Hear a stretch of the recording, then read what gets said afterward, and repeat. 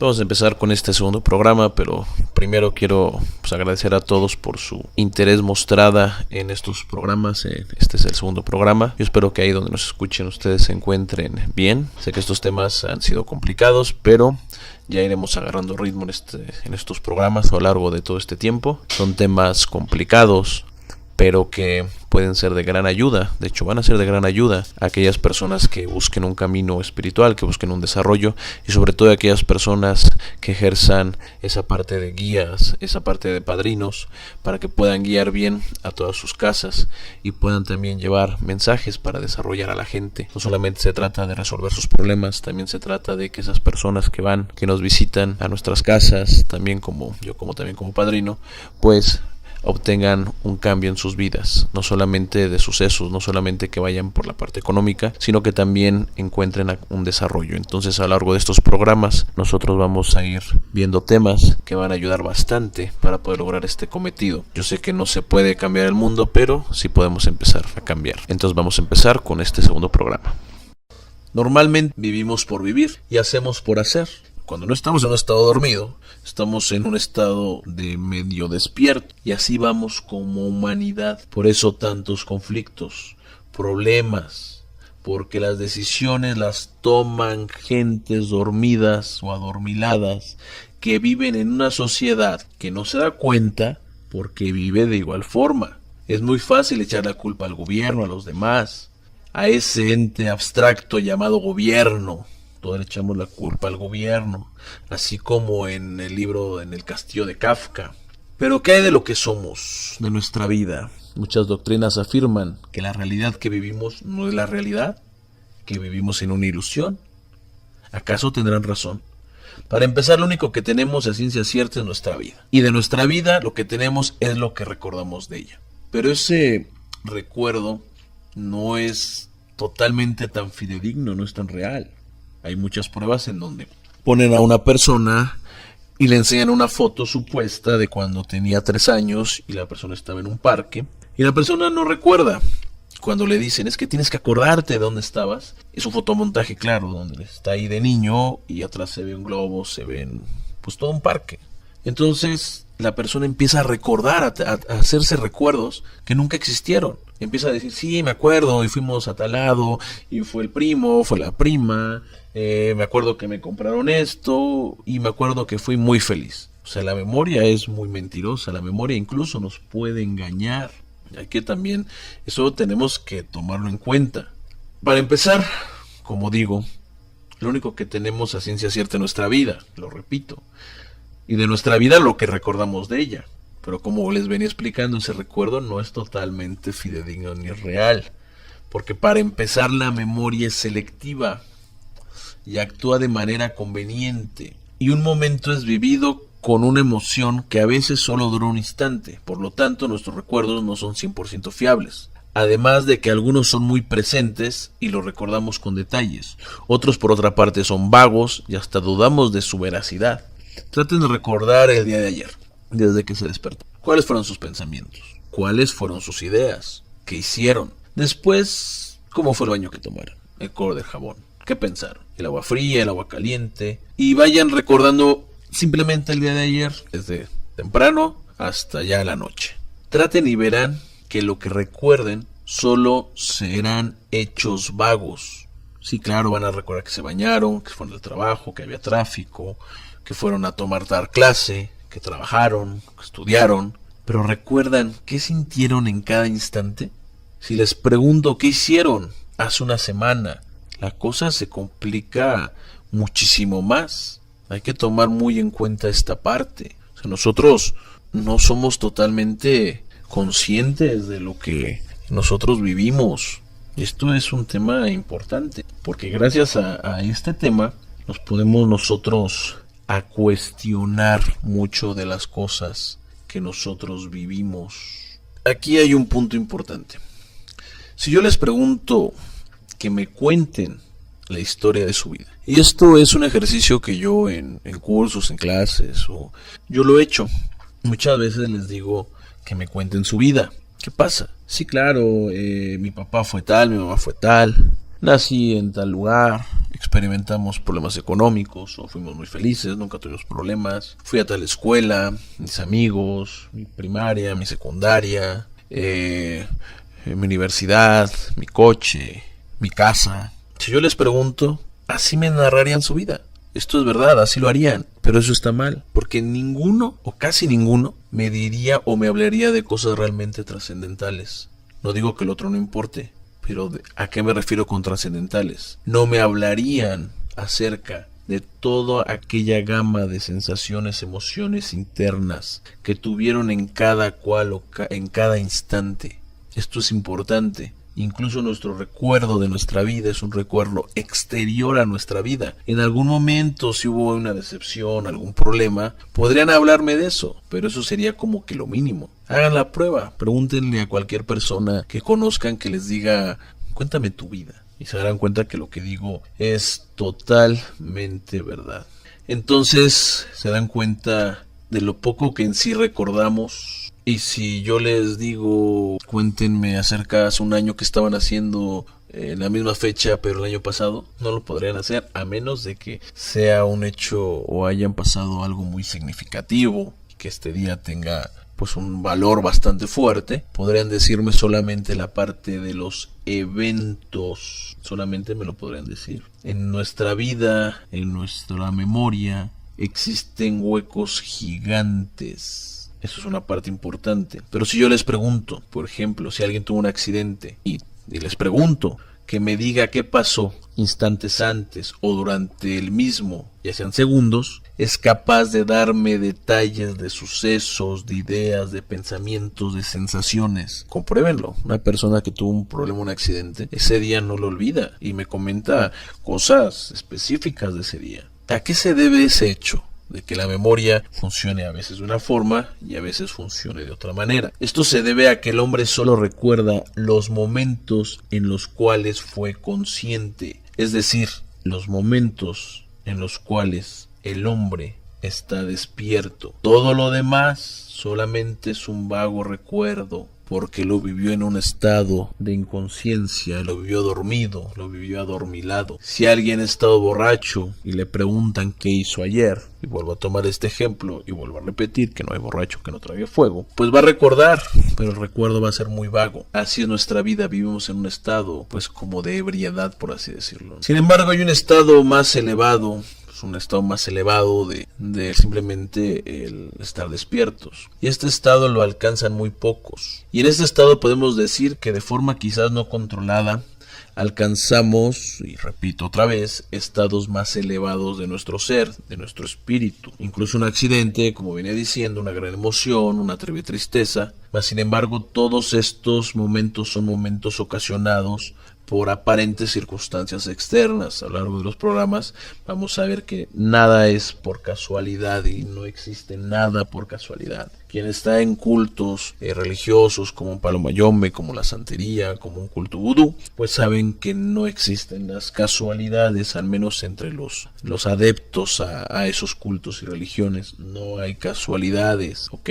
Sin embargo, todos estos sucesos que yo venía mencionando, pues incluso hasta son ocasionales porque son externos. Y puede ser incluso la graduación, el primer ascenso, el primer beso. Ahora, ¿qué pasaría si pudiéramos controlar el cómo, cuándo y el dónde de todos los estados de nuestra vida? Sobre todo la duración, tanto de los buenos como de los malos. Imaginen una felicidad más permanente. Si existe una tristeza que llevan personas durante toda su vida por un fallecimiento, por una pérdida, ¿por qué no lo contrario? Si como dice el Kybalión que todo es lo mismo, solamente que están en los opuestos. O sea, el calor, el frío, el miedo, el valor son lo mismo, solamente que en estados opuestos.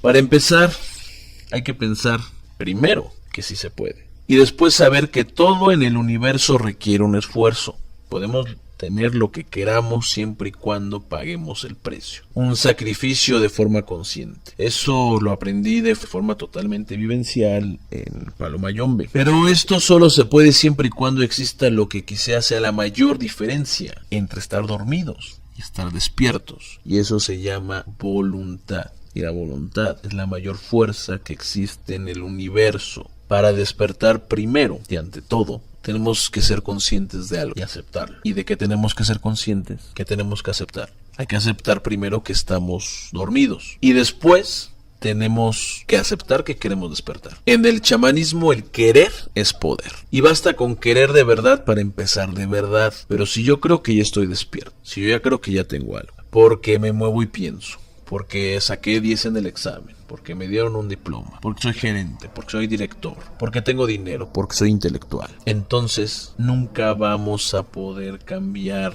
¿De qué manera o cómo podemos convencer a alguien de obtener algo que ya cree tener? Es como si una persona tuviera un excelente trabajo y nosotros lo estuviéramos convenciendo de que se buscara un buen trabajo. O una persona que es felizmente casada le convenciéramos de que se case. No lo podríamos lograr. Desecharíamos esa idea, pues así mucha gente cree estar despierta y por lo tanto les costará mucho más este proceso. Incluso llegan a la soberbia, llegan al ego. ¿Cómo yo voy a estar dormido si yo soy el gran Babalao, Tata, el gran sacerdote, el gran budista, el gran esotérico, el gran mago? Inténtenlo con este tipo de personas, plantéenle esto y verán lo que les dice. Porque yo he conocido muchos religiosos, muchos esotéricos, y los menos, en mi experiencia, tienen un real y un correcto desarrollo espiritual. Ustedes pueden ver incluso en las páginas de Facebook, exhibiéndose en los foros de santería, en los foros de Palomayombe, peleando por quien tiene la razón, peleando por quien tiene el conocimiento, exhibiéndose unos a los otros, cuando se comprueba y se ha comprobado que al estar divididos uno es más débil y ellos no saben que esencialmente creen en lo mismo y que dentro de las creencias que tienen está el respetarse entre los unos a los otros.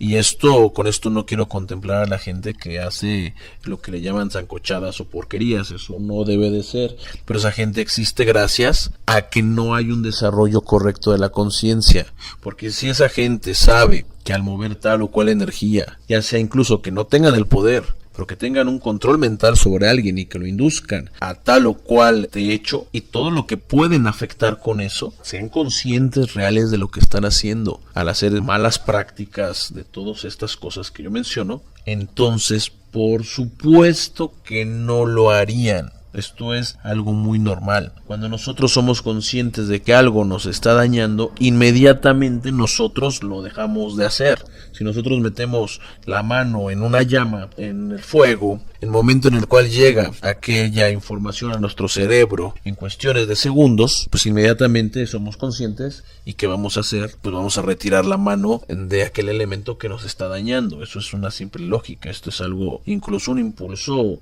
primitivo. Vamos a tomar conceptos también un poco más elevados y aquí hay que poner mucha atención. Si tú has continuado escuchando esto y te parece interesante, vamos a poner un concepto, y esto es un concepto de Cuarto Camino, que dice que el hombre no solamente tiene una mente, la cual para muchos la mente, cuando hablan de mente, es aquella cosa, por así decirlo, que analiza, en donde radica el intelecto, donde radica la memoria. Sin embargo, para poder entender todo esto, hay que entender que no solamente hay una mente, que no solamente tenemos un cuerpo. Incluso en la masonería se maneja el hombre trino, la santería, en Ifá también se maneja que tenemos Osara, que tenemos Ori, que tenemos, que sería el cuerpo, que tenemos la sombra, que tenemos el espíritu. Entonces estamos hablando de diferentes dimensiones de nosotros mismos. A esto se le llaman centros. Y está, por ejemplo, el sistema nervioso, que es dirigido por una mente consciente particular.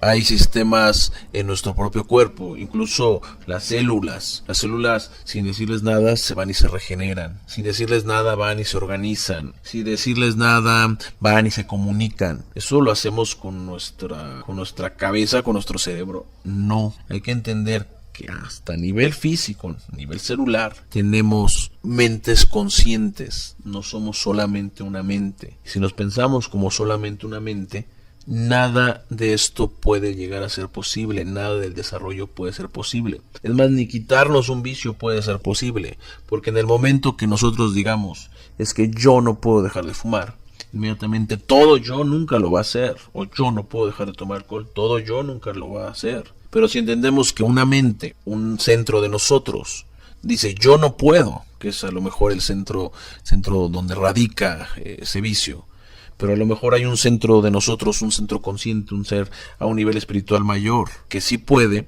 entonces ahí sí podríamos llegar a dejar algo que nos esté perjudicando. Pensar de otra manera es como poner una tabla, pisar la tabla, que esa tabla esté sujeta a cuerdas, que nosotros agarremos con nuestros brazos, nuestras manos, y querer mover esa tabla. Imposible, nunca la podríamos mover. Todo lo que aprendemos y lo que sabemos está almacenado en nuestra memoria. Ese recuerdo luego lo procesamos y se queda grabado con una cualidad específica. Y de ahí también pues podemos ver los traumas. Es decir, el recuerdo existe en nosotros en relación a la emoción que éste nos ocasionó o a la impresión. La muerte de alguien se almacenará de distinta forma, o sea, de alguien externo, de algún conocido, que si en cambio ese alguien es, por ejemplo, algún padre. La situación de alguna manera es la misma, pero la experiencia y la impresión que nos causa va a ser totalmente diferente. Vamos a imaginar que extraemos en un disco duro todas nuestras memorias y las reproducimos. Y ahí está todo lo que vagamente sabemos de nosotros y del mundo. Podemos verlas muchas veces y tratar de entenderlas. Sin embargo, nunca podremos en base a esto llegar a nuevas formas de conciencia o de pensamientos, porque no podemos poner vino nuevo en vasijas viejas. Tenemos que formarnos y empezar a pensar en un cambio real, cambios, hacer algo nuevo. Piensen en una cosa que no existe en su mente, por ejemplo. Si dicen que pudieron, es mentira. No podemos pensar en algo que para nosotros no exista. Toda nuestra vida la vivimos en relación a lo ya vivido, y de ahí que mucha gente que experimentó algún trauma nunca pueda ya ser feliz, porque se queda en ese trauma y todo lo va a vivir en relación a lo que ya vivió. Ahora pensemos en el hecho en el cual la memoria depende de la conciencia. Por ejemplo, un momento muy fuerte de nuestra vida se quedará mayormente inmerso en nuestra memoria, porque estamos más despiertos, más conscientes. Esa es la relación, debido a que el estar conscientes nos conecta con una serie de caminos entrelazados, los cuales refuerzan ese recuerdo. Un método de estudiar es, por ejemplo, relacionar aquel nuevo conocimiento con muchas cosas. Entonces, cuando nos llega esa pregunta en un examen, nosotros tenemos muchas formas de recordarla si lo hemos entrelazado. Eso es un método de estudio, un método bastante bueno. Si alguien tuvo ya un hijo, obvio, va a dar mucha veracidad a esto que estoy diciendo. O sea, un momento donde hay más felicidad, donde hay más conciencia, es un momento que va a recordar mucho más. Por ejemplo, si soñamos algo muy importante o que nos impresionó mucho, claro que lo vamos a recordar, le vamos a dar mucha importancia, vamos a estar buscando los significados al otro día. Es decir, que podríamos recordar, y de forma contraria, si nosotros tenemos un sueño sin importancia, pues al despertar se nos va a olvidar o no le vamos a dar la importancia total, como digo, y va a pasar desapercibido. Así es la vida, cuando la vivimos dormidos.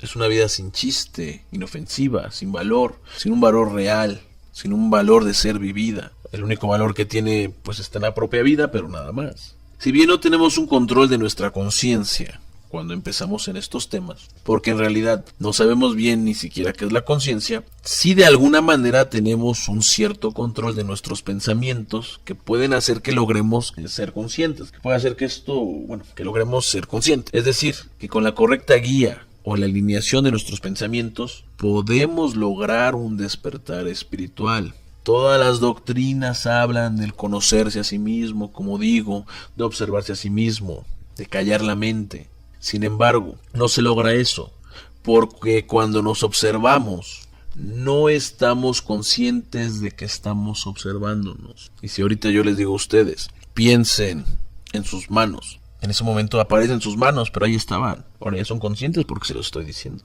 Y esto es complicado porque derivado de los problemas del día a día, de todos los pensamientos negativos, de todas aquellas deudas, de todo lo que tenemos, es imposible tomar la importancia y buscar un desarrollo espiritual, y más aún cuando no tenemos en la claridad del para qué lo buscamos. Toda persona que utiliza la meditación como medio de alcanzar mayor conciencia notará que al principio es sumamente difícil, ya que se enfrasca en una gran lucha contra su imaginación. Los monjes zen dicen que incluso ser experto en meditación es una falacia, ya que el meditar es vaciarnos de expectativas, y al llegar a sentirnos expertos en meditación ya tenemos un autoconcepto esperamos un resultado predeterminado, y esto anula el sentido incluso de la meditación. Por eso muchas veces la meditación mal enfocada, el estar pensando en la flor azul, en la luz muy brillante, es una expectativa, no, eso no nos sirve en realidad para poder llegar al ser. Eso rompe con la esencia de la meditación. Sin embargo, la lucha por todo lo que es importante en la vida, que es el desarrollo espiritual, el crecimiento espiritual, requiere de un gran esfuerzo y trabajo. Y en doctrinas como Carlos Castañeda, esto se llama callar la mente. Y muchos piensan que callar la mente es dejarla en blanco, y eso es imposible. La mente, la función de la mente es pensar. Es como querer detener nuestro corazón. Callamos la mente, si paramos la mente o paramos nuestro corazón, pues vamos a morirnos. Eso es imposible. Por eso no tenemos nosotros control sobre ese tipo de cosas, porque si tuviéramos ese control ya muchos estuviéramos muertos. Eso son de forma automática. Entonces, como repito, en la doctrina de Carlos Castañeda esto es callar la mente. Y muchos, como digo, entonces piensan que callar la mente es dejarla en blanco, y expliqué que eso no es verdad. El vacío de nuestra mente se logra cuando paramos el diálogo interno, es decir, cuando ya no elaboramos juicios del mundo y dejamos que éste fluya, que es muy diferente a no pensar en nada. De hecho, la nada es un concepto, en realidad es solamente un concepto, porque la nada pues no existe. Entonces el mundo y nosotros y los demás de pronto aparecemos verdaderamente. Mucha gente juzga sin saber. ¿Cómo saber si es buena o mala tal o cual religión si ni siquiera la conoce? En palabras de mi padrino en Palo Mayombe, si la gente de verdad se diera la oportunidad de conocer esta religión, se daría cuenta de lo hermosa y maravillosa que es y de lo buena que puede ser en su vida. Pero la gente que no lo conoce, que incluso hasta le teme, ¿qué va a pensar? Bueno, eso es un error. ¿Cómo voy a opinar de algo que ni siquiera conozco? Eso está mal. En conclusión, si bien no podemos controlar nuestra conciencia, sí podemos por momentos controlar nuestros pensamientos de ser conscientes. Y ahí donde nosotros podemos encontrar aquella falla de nuestro ego o de nuestra mecanicidad. Nuestra memoria de nuestra vida es vaga y parece algo deprimente el hecho de tener tantos recuerdos para después solo olvidarlos. Solo se logra recordar aquello en lo cual fuimos autoconscientes, donde estuvimos despiertos. Si hablamos de la memoria, hay que saber que existen diferentes tipos de memoria, a corto, medio y largo plazo, la pasiva, la activa. Sin embargo, al igual que la conciencia, por lo tanto que la espiritualidad, la memoria de nosotros mismos al trabajarla, se logra acrecentar, y al llegar al no definir el mundo con nuestro diálogo interno, entonces logramos parar el mundo, y así de esta forma logramos dar un gran paso en cuanto a nuestros canales energéticos, es decir, estos quedan más limpios, por lo tanto logramos hacer conexión con energías a mayor nivel. Hay también que tener en cuenta que la vida es cíclica, estamos condenados a cometer los mismos errores. Sin embargo, al ser nuestra vida cíclica, también podemos aprovechar esto para elegir muchas otras nuevas veces el tipo de vida o circunstancia que queremos, que la vida nos da muchas oportunidades de cambiar lo ya vivido. Sin embargo, hay que tener en cuenta que no somos eternos, y esto es muy importante. Cuando una persona empieza a dejar de pensar en que son eternos, que van a vivir para siempre, todo lo empiezan a ver de alguna manera diferente, un detalle, incluso hasta una piedra, una estrella. Y esto es una de las cosas que más ha afectado a la humanidad, el que la gente se cree eterna. Mañana voy a cambiar, mañana voy a hacer esto, mañana voy a proponer aquello. Y hay que recordar que la vida no la tenemos comprada. Si tenemos que empezar un cambio, tiene que ser aquí y ahora. No podemos postergar más, porque es nuestra vida. ¿Y quién nos dice que mañana vamos a despertar? Yo espero que les haya agradado. Cualquier duda, cualquier comentario acerca de esto, pues bueno, ahí están en la página, ahí está el YouTube. Yo los invito a que nos sigan en el Facebook, Sendero de los Brujos, que me busquen como Nahual Celusha, en muchas páginas que nosotros tenemos. Bueno, ahí está todo. Yo me despido y les agradezco su atenta escucha, y yo les digo que ustedes pueden convertirse en aquel cambio que desean ver. Buenas noches, hasta la próxima.